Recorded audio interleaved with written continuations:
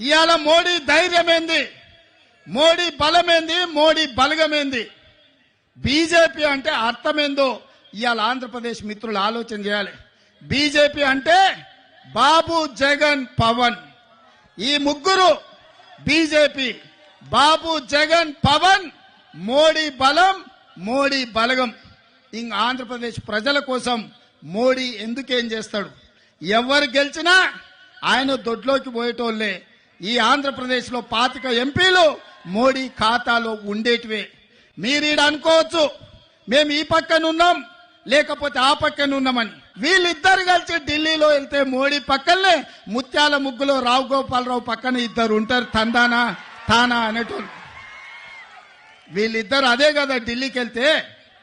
ఢిల్లీలో వీళ్ళు ఎవరైనా మోడీని అడుగుతారా? మోడీని నిలదీస్తారా? మీ ప్రాంతం కోసం ఏమైనా తెస్తారా?